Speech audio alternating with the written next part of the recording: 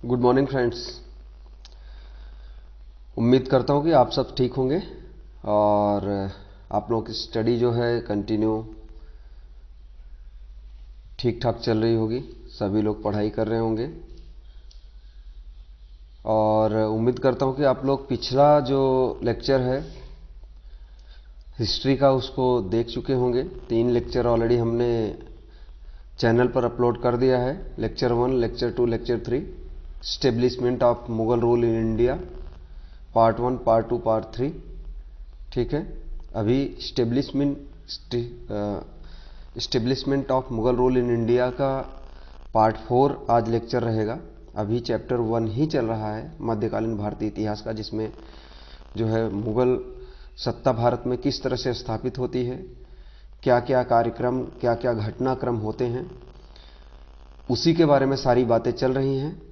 और उसी घटनाक्रम को आगे बढ़ाते हुए, ठीक, उसी घटनाक्रम को आगे बढ़ाते हुए चौथा लेक्चर आज है, जिसमें हम बात करेंगे भारत की प्राकृतिक दशा क्या थी जब बाबर भारत पर आक्रमण करने का विचार किया या आक्रमण किया। ठीक है, उस टाइम पीरियड में एक समयांतराल के अंदर उसने सब कुछ प्लानिंग किया और फिर आते आते जो है 1526 में आक्रमण कर ही दिया। सारी परिस्थितियां उसके अनुकूल जब हो गई, ठीक है, वो इंतजार करता रहा और सही समय आने के बाद जो है भारत पर आक्रमण कर दिया। तो जैसा कि पहले हमने भारत की राजनीतिक परिस्थिति क्या थी उसके बारे में हमने बात कर लिया था, ठीक है, जिसमें हमने भारत के विभिन्न प्रदेशों के बारे में, राज्यों के बारे में बात कर लिया, उनके कौन कौन से राजाओं थे, स्थिति क्या थी, ठीक है। और बाबर के अनुसार जो अपने वो बाबरनामा में या उसके आत्मकथा तुजो के बाबरी में जो 5 मुस्लिम राज्य जो सर्वश्रेष्ठ होते हैं और 2 हिंदू काफिर राज्य जो सर्वश्रेष्ठ होते हैं, जो जिनको बताता है, उनके बारे में भी हमने बात कर लिया। अब इन सब चीज़ों का ऑलरेडी हम डिस्कशन कर चुके हैं। अब आज का जो लेक्चर है उसमें हम बात करेंगे कि बाबर जब भारत पर इन्वेड किया, आक्रमण किया, ठीक है, तो उस समय भारत की प्राकृतिक दशा क्या थी। तो इस बारे में हम बात कर लेते हैं। चलिए एक हेडिंग डालते हैं कि बाबर के आक्रमण के समय भारत की प्राकृतिक स्थिति क्या थी। ठीक,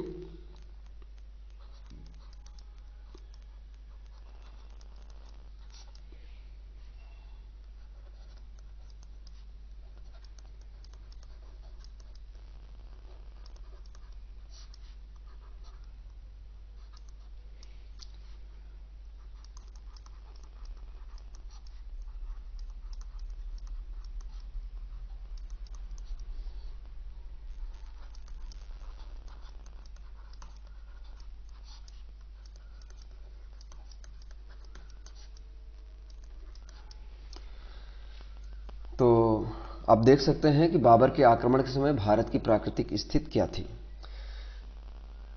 नेचुरल जो है सर्कमस्टेंसेस क्या थी, ठीक है। तो बाबर जो है भारत की प्राकृतिक दशा के बारे में भी अपने ग्रंथ या अपना जो आत्मकथा है उसमें वो बताता है कि भारत कैसा देश है, ठीक है, भारत की परिस्थितियां कैसी हैं, है ना, इन सब चीज़ों के बारे में बताता है। तो बाबर कुछ इस तरह से वर्णन करता है कि भारत की को वो बहुत ही सुंदर देश बताता है। वो क्या बोलता है कि भारत बहुत ही अच्छा देश है। विश्व के सभी देशों की तुलना में अगर भारत की तुलना की जाए तो मतलब यह एक सर्वश्रेष्ठ देश है, ठीक है ना, सभी से भिन्न है। देखिए, एक आतताई आक्रमणकारी जो कि मध्य एशिया से आता है और वो भारत की मतलब उस वक्त में 1526 में बाकी पूरे विश्व से तुलना करके बोलता है कि भारत विश्व के सभी देशों से भिन्न है। यहाँ के पहाड़, यहाँ की नदियाँ, यहाँ के पेड़ पौधे, पक्षी, यहाँ के निवासी, यहाँ की बोली, भाषा, हवा, यहाँ की वर्षा, सब कुछ एक दूसरे से भिन्न है। ठीक है, ये सारी चीज़ों के बारे में वो बात करता है ना। वो क्या बोलता है कि जैसे ही आप सिंधु नदी को पार करेंगे तो आपको एक बहुत सुंदर सा देश मिलेगा, एक बहुत सुंदर सा वातावरण मिलेगा, और उस देश का नाम है हिंदुस्तान। यहाँ के नगर भी बहुत ही कुरूप हैं, मतलब बहुत ही अलग हैं, भिन्न हैं। ठीक है, और बगीचों, वो ये बोलता है कि यहाँ के जो बाग बगीचे हैं उसमें कोई दीवारें नहीं हैं।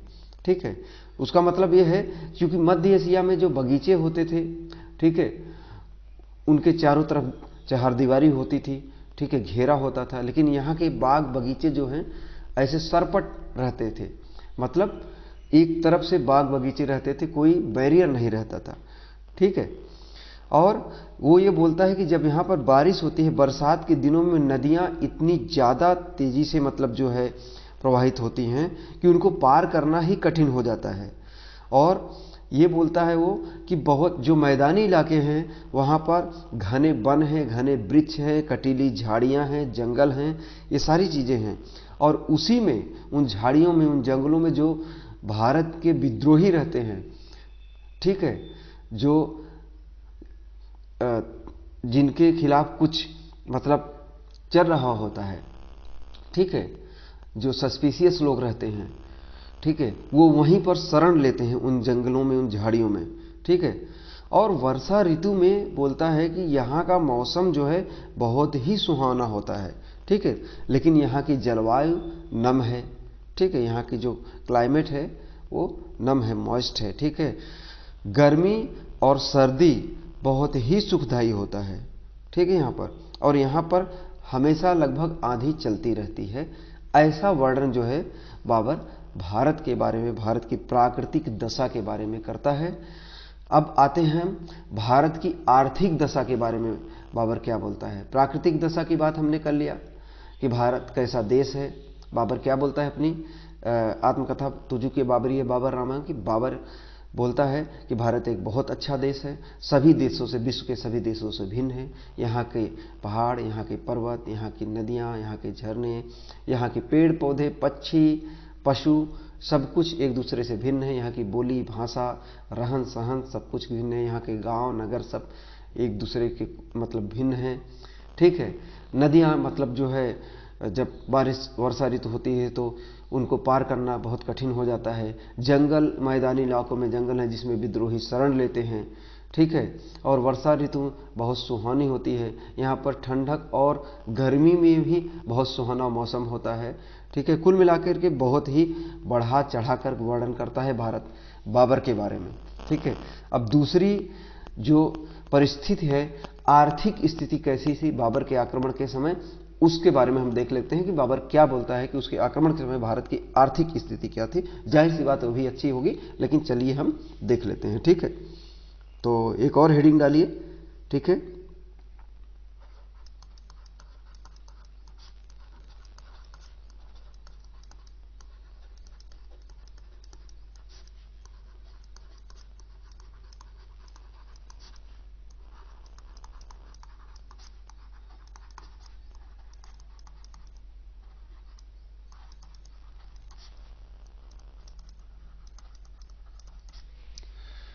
बाबर के आक्रमण के समय भारत की आर्थिक स्थिति, इसके बारे में बात करते हैं। क्या बोलता है बाबर? जाहिर सी बात है, भारत को सोने की चिड़िया बहुत पहले से लोग बोल रहे हैं। ठीक है ना? तो क्यों बोल रहे हैं?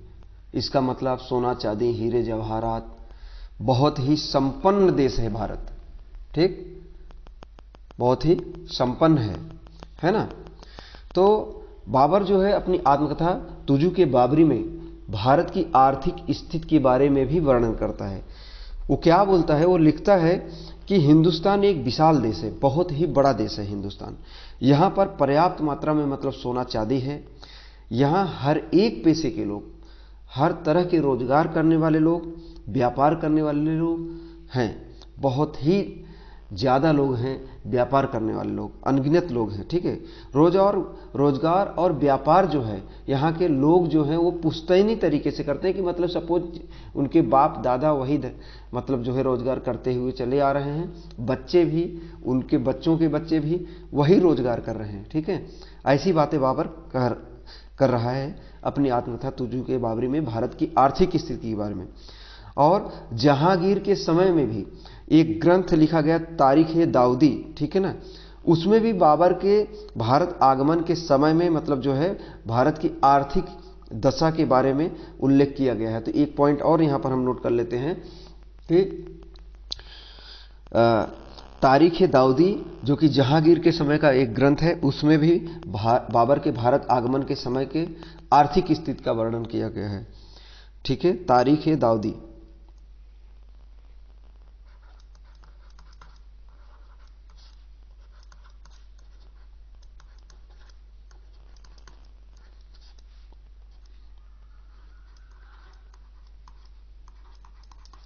जहांगीर के समय का ग्रंथ,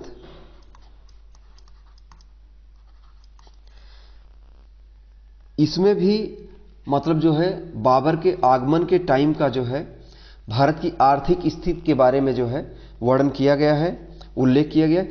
इस ग्रंथ के अनुसार यह बोला गया है कि अलाउद्दीन खिलजी के टाइम पीरियड में, ठीक है, एक बहलोली सिक्के से, ठीक है, यह बोला गया है कि अलाउद्दीन खिलजी के टाइम पीरियड में एक बहलोली सिक्के से मतलब जो है क्या क्या वस्तुएं मिल सकती थी। तो एक बहलोली सिक्के से जो वस्तुएं मिल सकती थी उसके बारे में हम यहां पर लिख सकते हैं कि 10 मन अनाज एक बहलोली सिक्के से,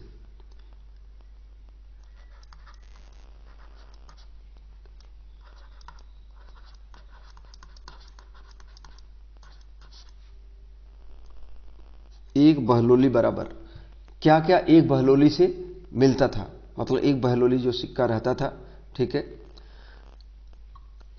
क्या क्या चीज उससे मिल सकता था। उससे मिल सकता था 10 मन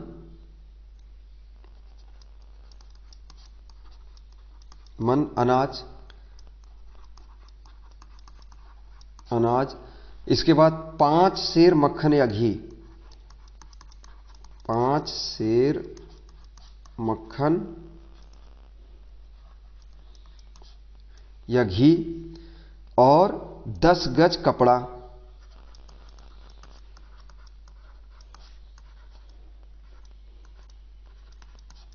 ठीक है, इतनी चीजें एक बहलोली सिक्के से, 10 मन अनाज, 5 सेर मक्खन या घी और 10 गज कपड़ा जो है मिल सकता था एक बहलोली सिक्के से। ठीक, तो देखिए कितनी सारी चीजें, कितना मतलब जो है रेट कम था, कितनी सस्ता था, मतलब जो है ना, उस समय महंगाई इतनी नहीं थी, बहुत कम महंगाई थी। सोचिए एक मतलब 10 मन अनाज मिलता था, 5 सेर मक्खन और 10 गज कपड़ा मिलता था। ठीक है, और जब वर्षा बहुत ज्यादा होती थी तो उपज भी बहुत ज्यादा होती थी, क्योंकि वर्षा उस टाइम बहुत ज्यादा होती थी, घने जंगल थे, क्लाइमेट इतना चेंज हुआ नहीं था।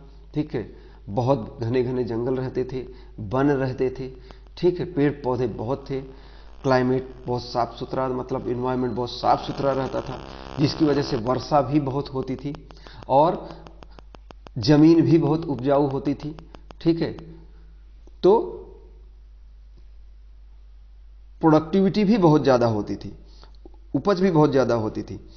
और भारत की आर्थिक संपन्नता के बारे में इस तरह से बाबर के मतलब जो है आत्मकथा में जानकारी वो देता है बाबर। ठीक है, और भारतीयों का जो मुख्य व्यवसाय होता है वो कृषि होता है। ठीक है, वही उद्योग और व्यापार। ठीक है, आज भी अगर देखा जाए भारत का ज्यादातर लोग कृषि ही करते हैं गांव में। ठीक है, और उद्योग में अगर देखा जाए तो भारत का सबसे मुख्य उद्योग जो था वो कपड़ा उद्योग था। यहां पर हम लिख सकते हैं कि भारत का मुख्य उद्योग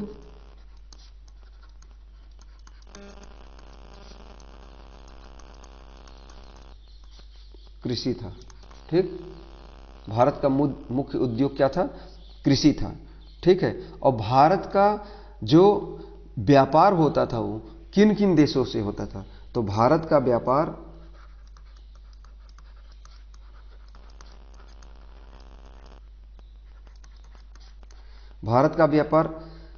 मलाया,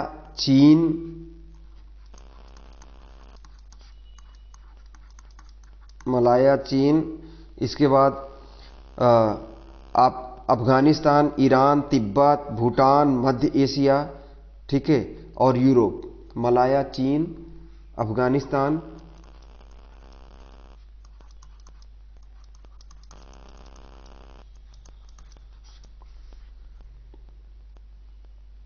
भूटान,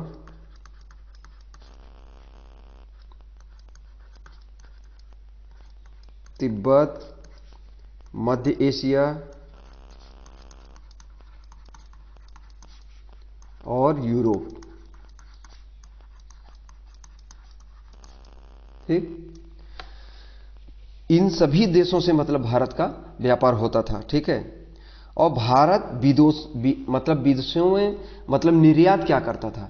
तो भारत का यहां निर्यात हम लिख सकते हैं कि भारत जो है निर्यात करता था मसालों का,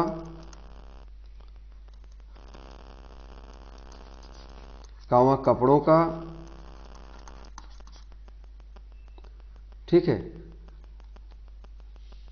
मसालों का निर्यात करता था, कपड़ों का निर्यात करता था, नील का निर्यात करता था, अफीम का निर्यात करता था, नील, अफीम, और आयात जो करता था भारत वो करता था घोड़ों का। इन सब के बदले भारत किन चीजों का आयात करता था? घोड़ों का आयात करता था। ठीक है, तो भारत की आर्थिक संपन्नता जानकर ही ये सारी चीजें देख रहे हैं कि इतना मतलब जो है इतनी सारी चीजों की सुविधाएं हैं, कपड़ा, नील, अफीम, चोरा, अनाज, ठीक है, गरम मसाला, ये सारी चीजें बहुत सस्ती थी। एक बहलोली सिक्के में आप देख रहे हैं कि 10 मन अनाज जो है, 5 सेर घी और 10 गज कपड़ा मिल रहा है। ठीक है, तो और सोने चांदी तो अपार थे भारत के पास। ठीक है, ये सारी चीजों की संपन्नता को देख करके बाबर भारत पर आक्रमण करने के लिए सोचा और भारत से मतलब जो है अपने आप को संपन्न बनाने के लिए सोचा। ठीक है, तो चलिए हमने राजनीतिक अवस्था के बारे में बात कर ली, हमने प्राकृतिक अवस्था के बारे में बात कर ली, हमने आर्थिक अवस्था के बारे में बात कर ली। ठीक है, अब हम बात करेंगे भारत की सामाजिक दशा उस समय क्या थी, है ना, भारत की। तो एक नई हेडिंग डालिए आप लोग सभी लोग कि बाबर के भारत आक्रमण के समय या भारत आगमन के समय, ठीक है, भारत की सामाजिक दशा क्या थी। बाबर के आक्रमण के समय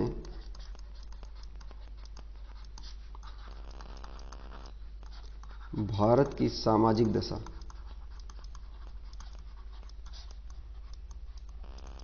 ठीक, भारत की सामाजिक दशा। तो चलिए भारत की सामाजिक परिस्थिति के बारे में देख लेते हैं। जाहिर सी बात है उसमें एडुकेशन इतना ज़्यादा था नहीं, अवेयरनेस इतनी ज़्यादा थी नहीं, ठीक है, और डेमोक्रेसी भी नहीं थी। तो जाहिर सी बात है कई सारी कुरीतियां भी रही होंगी और कई सारे अच्छी बातें भी होंगी। तो भारत की सामाजिक दशा के बारे में बाबर क्या बोलता है, इसके बारे में हम बात करते हैं।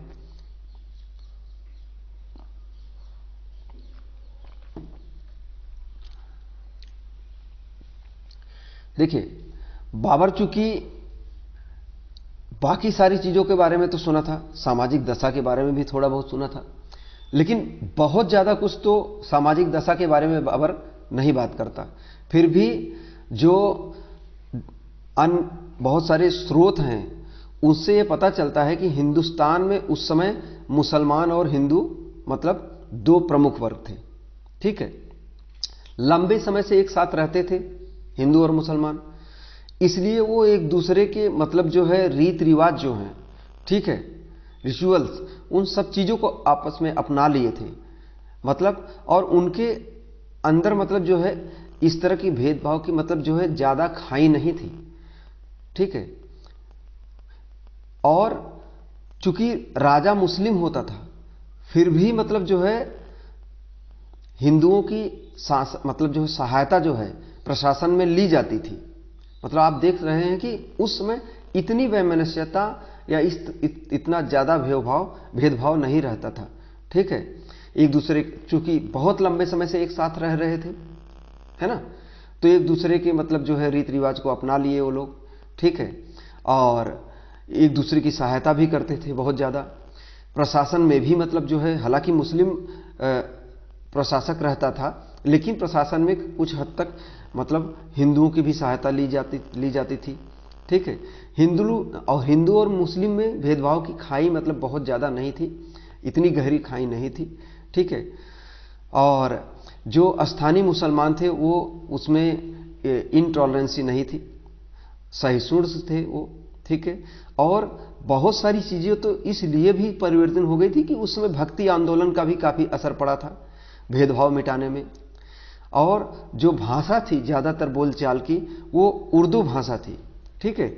और हिंदू मुसलमान ही दोनों ही मतलब जो हिंदू मुसलमान दोनों ही 3 सामाजिक वर्गों में बांटे गए थे। जैसे आज भी कि अपर कास्ट, मिडल और लोअर कास्ट, उसी तरह से तब भी 3 वर्ग थे। सामंत वर्ग जो एक प्रकार से मतलब जो है धनी वर्ग था, मध्यम वर्ग जो खेती बाड़ी करता था, और निम्न वर्ग था जो लोगों की सेवा करता था, लोगों के यहाँ जाकर के काम करता था नौकर की तरह। ये सारी चीजें हैं। तो सामंत वर्ग मतलब भाई वो जो है धनी वर्ग पकड़ लीजिए, ठीक है ना, और जिनके पास पैसों का ज़्यादा कलेक्शन रहता था। मध्यम वर्ग जो खेती बाड़ी करता था, मतलब सर्विस प्रोवाइड करता था एक प्रकार से, ठीक है। और इसके बाद निम्न वर्ग जो जाकर के लोगों की सेवा करता था वो भी, ठीक है। और लेकिन समाज में कुछ कुप्रथाएं भी थी, जैसे बाल विवाह था, सती प्रथा थी, जौहर था, मद्यपान था, धृत क्रीड़ा, वेश्यावृत्ति, ये बहुत सारी मतलब जो है कुप्रथाएं भी समाज में प्रचलित थी, ठीक है। लेकिन स्त्रियों की, ठीक है, महिलाओं की स्थिति जो है दयनीय थी। इस चीज के बारे में भी जानकारी जो है मिलती है, ठीक है। राज्य की तरफ से अगर देखा जाए तो शिक्षा की कोई समुचित व्यवस्था नहीं थी कि मतलब जो है एजुकेशन का सिस्टम अच्छा हो, ठीक है, शिक्षा की व्यवस्था की गई हो ठीक से शासक के द्वारा, ये सारी चीजें नहीं थी, ठीक है। मतलब इस तरह से अगर आप देख सकते हैं कि भारतीय समाज में बहुत सारी कमियां भी थी, बहुत सारी खामियां थी, बहुत सारी दुर्बलताओं से भारतीय समाज ग्रस्त था उस समय। ये सारी चीजें आप देख सकते हैं, ठीक है। हमने राजनीतिक, हमने प्राकृतिक, हमने आर्थिक, हमने सामाजिक, इन 4 दशाओं के बारे में हमने बात कर लिया। अब हम भारत की 5वीं दशा, जो कि भारत का सैन्य संगठन कैसा था, सैनिक परिस्थिति कैसी थी, ठीक है, इस बारे में हम बात करते हैं। चलिए लिखते हैं, एक हेडिंग लिखते हैं कि बाबर के आक्रमण के समय भारत का सैन्य संगठन कैसा था।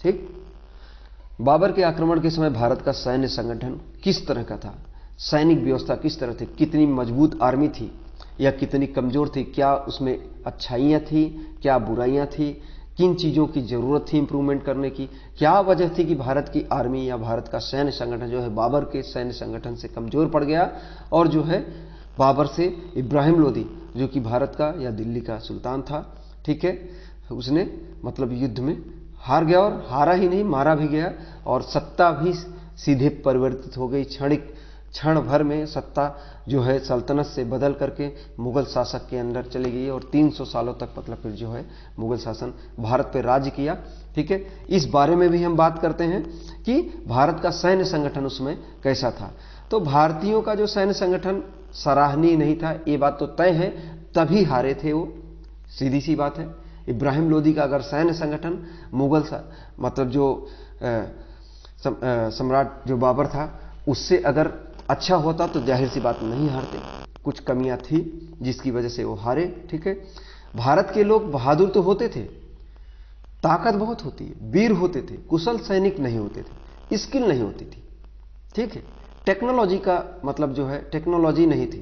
ठीक है, इनोवेशन नहीं था, है ना, मतलब जो ट्रेडिशनल चीजें थी, जो चली आ रही थी, परंपरागत चीजों का ही इस्तेमाल करते थे। वही तलवार, बर्छी, भाला, हाथी, तीर, धनुष, जिसे कुछ होने वाला नहीं था, क्योंकि बाबर तो तुलगमा पद्धति से तोप का इस्तेमाल कर दिया।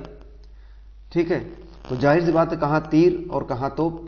ठीक है, तो बाबर का जो सैन्य संगठन था बहुत आधुनिक हो चुका था उस जमाने में, उस जमाने के हिसाब से तोप स्टार्ट किया। पहले वही एक शासक था जो भारत में पहली बार तोप का इस्तेमाल किया। ठीक है, और यहां हम जो है तीर, धनुष, गणासा, बर्छी, भाला, तलवार लेकर के दौड़े हैं, हाथियों पर चढ़ करके।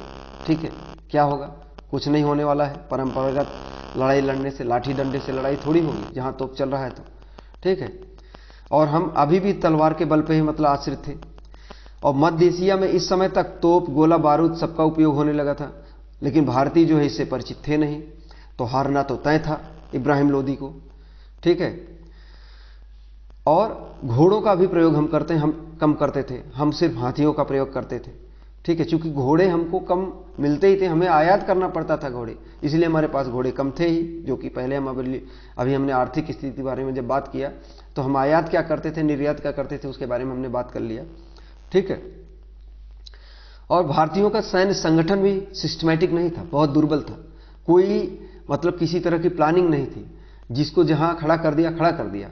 ठीक है, जो जहां से उठ के आ गया।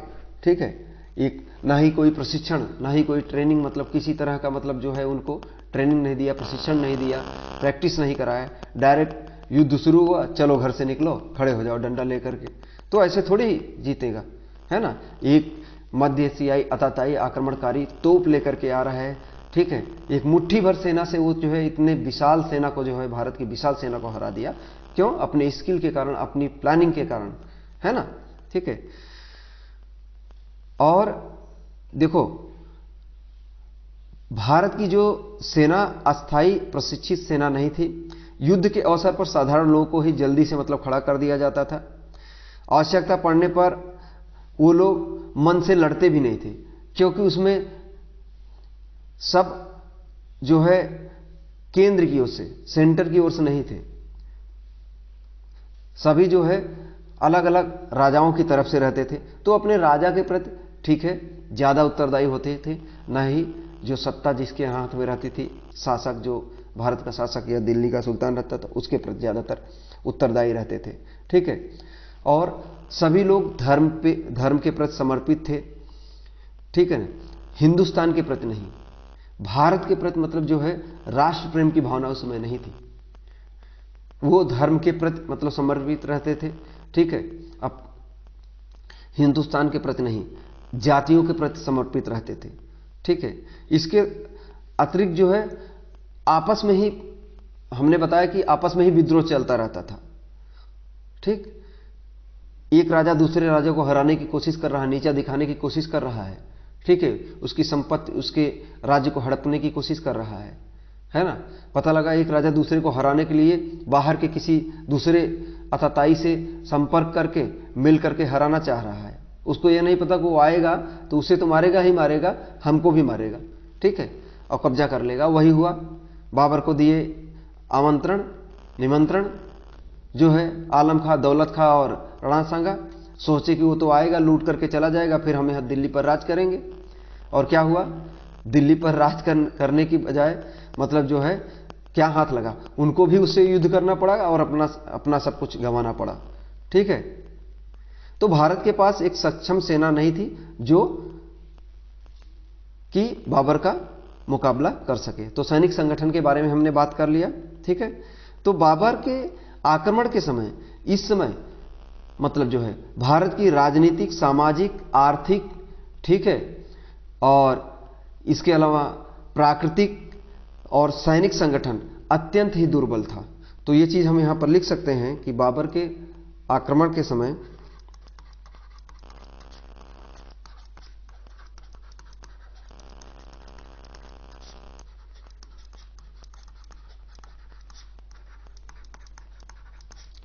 भारत की राजनीतिक, सामाजिक, आर्थिक, प्राकृतिक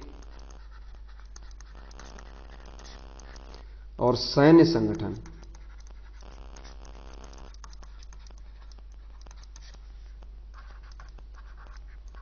बहुत ही दुर्बल था, ठीक। जिसकी वजह से बाबर ने ये योजना बनाई, ठीक है, कि भारत पर आक्रमण किया जाए और भारत पर सत्ता स्थापित की जाए, क्योंकि सारी परिस्थितियां उसके अनुकूल थी, ठीक है। राजनीतिक विखंडता थी, एकता नहीं थी, आपसी प्रतिस्पर्धा था, विद्वेष की भावना थी, जलन की भावना थी, ठीक है। ये सारी चीजें एकदम चरम सीमा पर भी थी। राष्ट्रीयता की भावना थी नहीं, देश प्रेम की भावना थी नहीं, इन सब चीजों का सर्वथा अभाव था। भारतीय समाज में सैन्य विशेषता एकदम मतलब खोखली हो गई थी, ठीक है ना। भारत बिल्कुल निस्सहाय स्थिति में था कि उसकी रक्षा आखिर भारत की करे कौन, यही नहीं तय था, ठीक है। तो ऐसी परिस्थिति का बाबर ने लाभ उठाया और वो आकर के इन्वेड किया और भारत को जीता भी, ठीक है। और जीतने के बाद आप देख रहे हैं, आपने सुना ही होगा, ठीक है, जिन्होंने हिस्ट्री थोड़ी बहुत पढ़ी होगी, ठीक है, बाकी तो जो लोग पढ़ रहे हैं वो तो जानते ही हैं, 300 सालों तक लगभग जो है मुगल सत्ता स्थापित रही, एक प्रकार से देखा जाए। तो अब हम नेक्स्ट हेडिंग डालेंगे, बाबर का भारत पर आक्रमण, मतलब अब भारत पर आक्रमण करने की योजना बना रहा है। ये सारी परिस्थिति उसको पता चल गई है, सारी स्थिति के बारे में उसको पता चल गया है। तो बाबर का भारत पर आक्रमण देखते हैं, बाबर्स इन्वेजन ऑफ इंडिया, ठीक है। किस परिस्थिति में बाबर भारत पर आक्रमण करता है और आक्रमण करने के क्या कारण रहते हैं। एक क्वेश्चन ये आ सकता है, ठीक है, मेंस में, कि बाबर के भारत पर आक्रमण करने के क्या कारण थे। पीछे हम सब डिस्कस करते हुए आए हैं, ठीक है, और अब संक्षेप में भी डिस्कस करते हुए चले जाते हैं, ठीक है। बाबर का भारत पर आक्रमण, बाबर्स इन्वेजन ऑफ इंडिया। तो ऐसी परिस्थिति में बाबर ने भारत पर आक्रमण किया। उसने 3 महत्वपूर्ण युद्धों, 3 युद्ध लड़ा, महत्वपूर्ण युद्ध, ठीक है, जिसका कि हिस्ट्री में नाम है। बाकी और भी कई सारे युद्ध उसने बताया, छोटे छोटे युद्ध पहले ही भारत को जीतने से पहले ही उसने लड़ा, ठीक है। जो कि जैसे 3 महत्वपूर्ण युद्ध में पानीपत का युद्ध, खानवा का युद्ध और घाघरा का युद्ध, ये 3 युद्ध लड़ा, ठीक है। तो बाबर का भारत पर आक्रमण, चलिए लिखते हैं।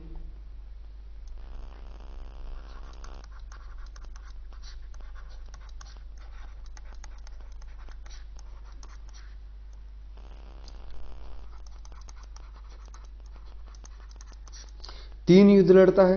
पहला है पानीपत का युद्ध,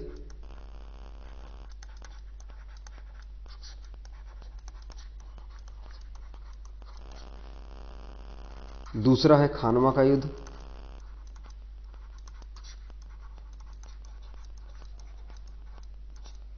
और तीसरा है घाघरा का युद्ध।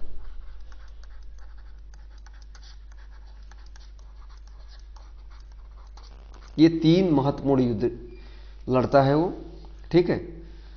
और तीनों ही युद्धों में जीतता है, जाहिर सी बात है, परिस्थिति आप देख चुके हैं। अभी आपको हमने डिस्कस कर ही दिया कि क्या सारी परिस्थितियां बाबर के अनुकूल थी। भारत निस्सहाय पड़ा हुआ था, भारत की रक्षा करने वाला कोई नहीं था, सब आपस में ही टकरा रहे थे, कौन कब किधर से घुस करके भारत के किस भाग पर कब्जा कर ले, इसके लिए यहां पर विरोध करने के लिए किसी के पास कोई प्लान नहीं था, ठीक है, किसी तरह का, ठीक है। सब कुछ सारी चीजें होते हुए भी इसके लिए किसी ने मतलब जो है प्लान नहीं किया। ठीक है, तो जाहिर सी बात बाहर से लोग आते गए और यहाँ पर आक्रमण किए और भारत को जीता, भारत के धन को लूटा। ठीक है, चलिए फिर बाबर द्वारा भारत पर आक्रमण करने के कारण के बारे में बात कर लेते हैं। ठीक है, तो बाबर द्वारा भारत पर आक्रमण करने का कारण, ये टोटल 6 कारण हैं। बाबर की महत्वाकांक्षा, वो बहुत महत्वाकांक्षी था। ठीक है, बहुत स्ट्रगलिंग था, बहुत ही मेहनती था। ठीक है, बहुत ही सक्षम भी था। ठीक है, कुशल भी था।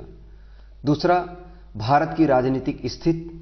ठीक है, ये भी एक कारण है जिसकी वजह से बाबर ने भारत पर आक्रमण किया। और धन प्राप्त की कामना, उसको धन भी चाहिए था अपनी दिशा बदलने के लिए। चौथा है, भारत में सुरक्षा की स्थिति थी, उसको भारत में सुरक्षित महसूस कर रहा था। ठीक है, और बाबर को आक्रमण करने का निमंत्रण भी दिया गया था, ये भी एक कारण है। तो उसको भारत की खोखलेपन की, भारत की परिस्थिति के बारे में पता चल चुका था। ठीक है, छठा है, बाबर के अमीरों की प्रेरणा। ठीक है, बाबर के अमीरों की प्रेरणा छठा है। ठीक है, तो बाबर की महत्वाकांक्षा के बारे में जान लेते हैं कि बाबर की महत्वाकांक्षा क्यों थी। महत्वाकांक्षा क्यों थी, इस बारे में बात करते हैं।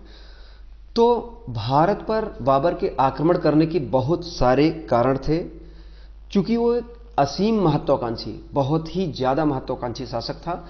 आप देख रहे हैं उसकी हिस्ट्री, आप पढ़ते हुए आ रहे हैं कि किस परिस्थिति से, मतलब बचपन से ही वो जो है इतना स्ट्रगल करते हुए आया, इतनी बार जीता, हारा। ठीक है, खदेड़ा गया, खाना बदोश हुआ, डर डर की ठोकरें खाया, कांटों का ताज मिला उसको, फिर उसको सत्ता मिली, छीनी गई।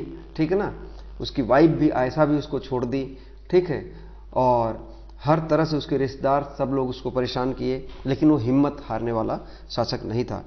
बाबर जो है तैमूर के कार्यों से भी बहुत ज़्यादा प्रभावित था कि तैमूर जो है भारत में आता है और यहाँ के धन को लूट के जाता है, तो मध्य एशिया को वो बहुत ही ज़्यादा विकसित कर देता है, वहाँ पर कला कौशल का केंद्र बना देता है। ठीक है, एशियाई साम्राज्य को सुदृढ़ कर देता है। ठीक है, और वहाँ की राजधानी को कला कौशल का केंद्र बना देता है।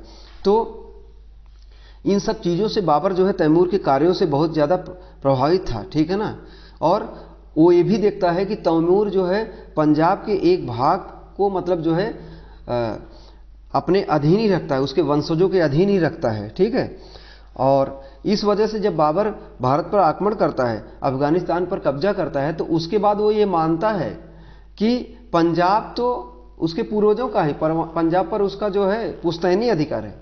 ठीक है, वो ये मानता है। ठीक है, जिसकी वजह से बाबर को भारत पर आक्रमण करने का मतलब जो है वो प्रेरित होता है, उसको प्रेरणा मिलती है।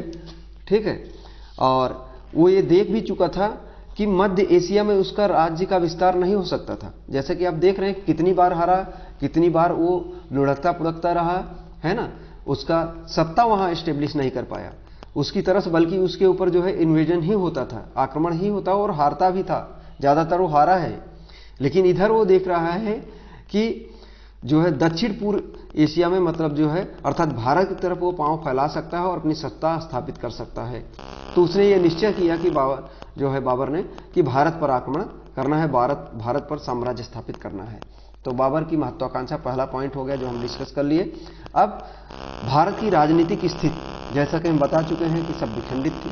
ठीक है ना, तो तत्कालीन भारत की राजनीतिक स्थिति बाबर की महत्वाकांक्षाओं की पूर्ति के लिए पूरी तरह उपयुक्त थी। ये बात आप लोग समझ सकते हैं कि सभी राज्य तितर बितर थे, संगठन था नहीं, राजनीतिक स्थिति जो है पतनोन्मुख अवस्था में थी। दिल्ली सल्तनत भी जो है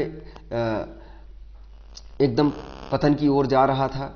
ठीक है, लड़खड़ा गया था।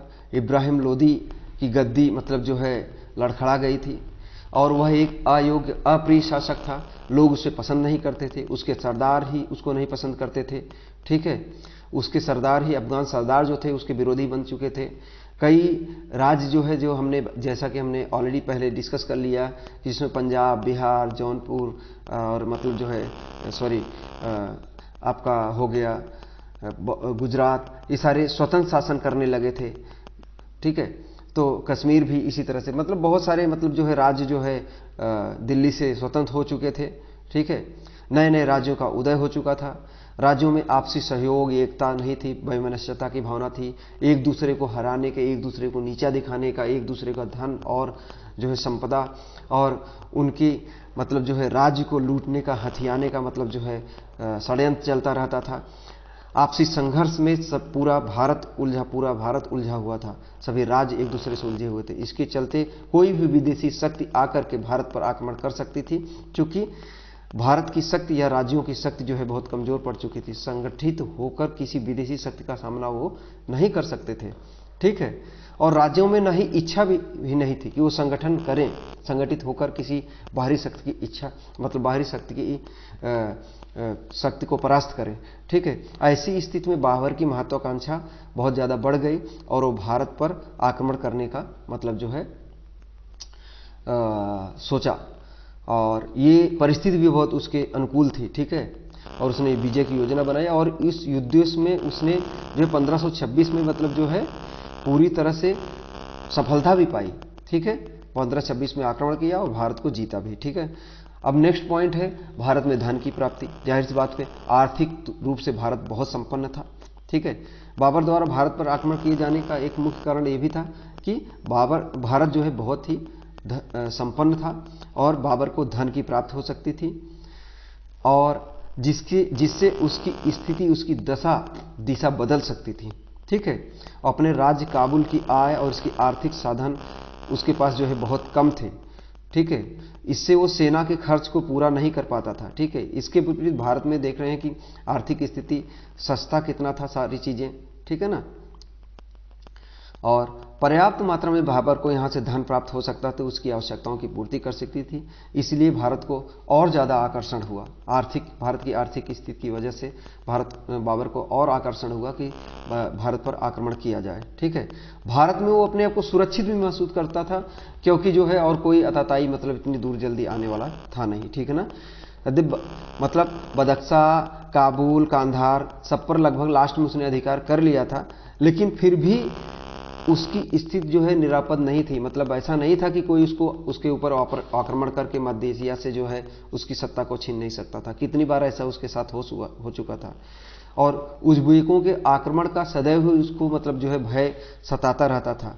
ठीक है, तो पंजाब पर जब वो विजय प्राप्त किया तो उज़्बेकों से वो जो है वहां से ही मतलब जो है संघर्ष करने लगा और उनको पीछे की तरफ रोक के रखने लगा, जिससे उसको ये पता चल चुका था कि भारत में अगर वो रहेगा तो पंजाब से उज़्बेकों और मध्य एशियाई लोगों का मतलब जो है सामना करता रहेगा और इधर अपने आप को सुरक्षित मतलब जो है महसूस रखेगा, सुरक्षित रखेगा सत्ता।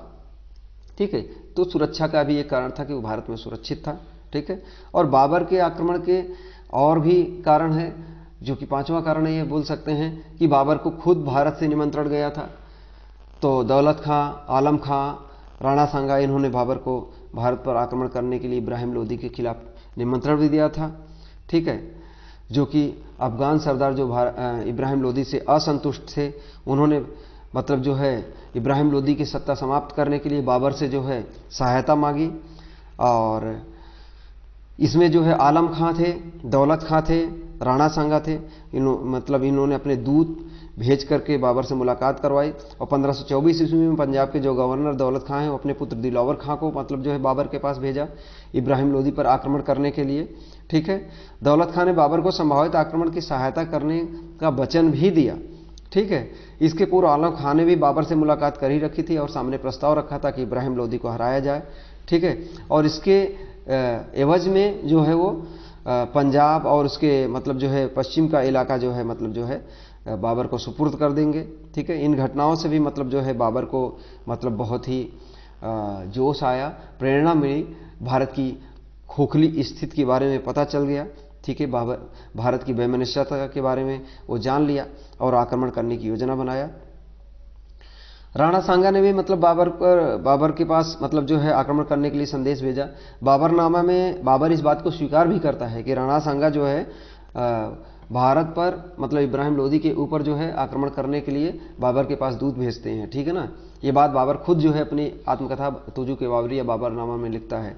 लेकिन राणा सांगा क्यों भेजते हैं? राणा सांगा तो ये सोच रहे थे कि मतलब जो है बाबर आएगा और इन्वेजन करेगा, धन लूटेगा, धन संपदा लूट करके चला जाएगा। बाकी जो अताताई आक्रमणकारी जैसे पहले आते थे, ठीक है, धन लूटते थे, मार काट करते थे, जो भी मतलब इस तरह का काम करके चले जाते थे, तो इसी तरह से बाबर भी धन वगैरह लेकर के चला जाएगा और ये दिल्ली की सत्ता जो है सल्तनत से हथिया लेंगे इब्राहिम लोदी से और यहाँ के शासक बन जाएंगे भारत के। लेकिन इनका सपना सपना ही रह गया और बाबर जो है इस परिस्थिति का लाभ उठा करके, चूंकि वो महत्वाकांक्षी था और समझदार भी था, उसको अपनी सत्ता जो है स्थापित करने का एक मौका मिल गया। ठीक है, और लास्ट कारण जो है कि बाबर के जो अमीर थे, सरदार थे, चूंकि उसके बहुत ही मतलब जो है उससे बहुत लॉयल थे, बहुत ही मतलब जो है विश्वसनीय थे, वो भी उसको प्रेरणा देते थे कि बाबर को कि जो है आप भारत पर आक्रमण करिए, भारत पर राज करिए। ठीक है, बाबर जो है इस बात का जिक्र जो है अपनी आत्मकथा बाबरनामा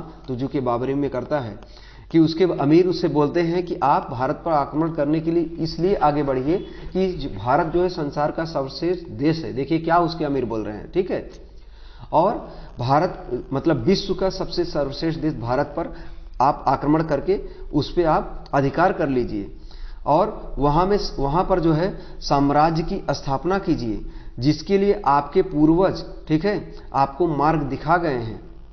ठीक है, जाइए हिंदुस्तान के बीच में, हिंदुस्तान के मध्य में दरबार लगाइए और यहाँ की तातारी की बर्फ और तुषार को छोड़ करके हिंदुस्तान के सुखों का आनंद लूटिए। देखिए कैसी कैसी बातें उसके अमीर जो है भारत के बारे में कर रहे हैं। ये बात वो बाबर जो है अपनी आत्मकथा में लिखा है कि उसके अमीर ये सारी बातें करें कि जाइए जो है विश्व के संसार के सर्वश्रेष्ठ देश पर अधिकार कर लीजिए, वहां पर साम्राज्य स्थापित कीजिए, जहां का जिस देश के लिए आपके पूर्वज आपको मार्ग दिखा गए हैं, हिंदुस्तान के बीच में बैठ करके, मध्य में बैठ करके दरबार लगाइए। क्यों यहाँ तातारी की बर्फ और तुषार में मतलब जो है मर रहे हैं? ठीक है ना, हिंदुस्तान के सुखों का आनंद लीजिए। ठीक है, वहां मतलब हर वस्तु दक्षिण की ओर आमंत्रित कर रही है, सारी चीजें जो दक्षिण की ओर मतलब भारत की सारी वस्तुएं आपको निमंत्रण दे रही हैं। ईश्वर आपको काबुल तक लाया है और दक्षिण की ओर मतलब जो है आपको भारत के दरवाजे पर खड़ा कर दिया है। तो बाबर पर निश्चय ही इन चीजों का गहरा असर पड़ा होगा, जाहिर सी बात है। और जाइए, ईश्वर ने, मोहम्मद ने आपको आज्ञा दी है कि भारतीयों की मूर्ति पूजा जो है उसका सर्वनाश कीजिए। तो जाहिर सी बात है बाबर के मन में ये सारी चीजें बहुत ज्यादा घर कर गई होंगी, वो तेजी से हुआ होगा, प्रेरित हुआ होगा।